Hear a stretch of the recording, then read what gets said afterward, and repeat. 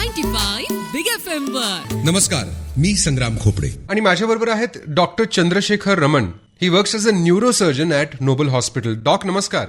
नमस्कार. न्यूरोसर्जन म्हणजे basically brain surgery. हो, ब्रेन आणि स्पायनल कॉर्ड वरचं जे प्रॉब्लेम्स असतात हा. त्याचं सर्जरी करणारे आम्ही स्पेशलिस्ट असतो. हां, आणि आपण जे गमतीत म्हणतो की अरे दिस इज नॉट ब्रेन सर्जरी, म्हणजे एखादी गोष्ट सोपी असेल तर म्हणतो की अरे तू असा का वागतोयस, ही काय ब्रेन सर्जरी आहे का? तर त्यातले तुम्ही डॉक्टर प्लस तुमचं नाव रामण म्हणजे ते CV रमणचे तुम्ही कोणी?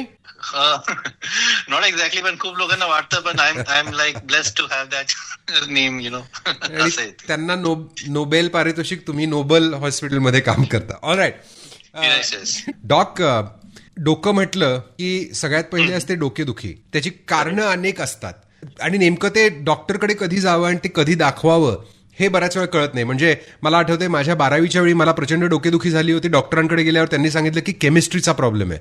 म्हणजे बरोबर. डोक्यातली केमिस्ट्री नाही, केमिस्ट्रीचा जो पेपर मग? होता 12वीचा माझा, ओके. त्याच्या टेन्शनमुळे माझं आपलं डोकं दुखायला लागलं होतं. बट इन ऑल सिरियसनेस, काय असतं डोकेदुखीची, काय कारणं असतात, डॉक्टरकडे कधी जावं आपण?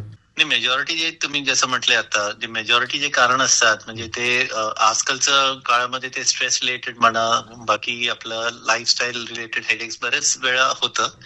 पण काय काय हेडेक असं असतात की थोडंसं आपलं नेहमी जे हेडेक होतात त्यापेक्षा थोडंसं वेगळं होतं हा हेडेक, आणि इतकं इंटेन्स असतो की कधी कधी आपल्या डोळ्यासमोर थोडं अंधारी येणं, बापरे. थोडं त्या क्षणी थोडंसं डबल थोडंसं चित्र दिसणं, मग कधी कधी थोडंसं तोल झाल्यासारखं वाटणं, नाहीतर प्रचंड व्हॉमिटिंग आणि नेक पेन होणं.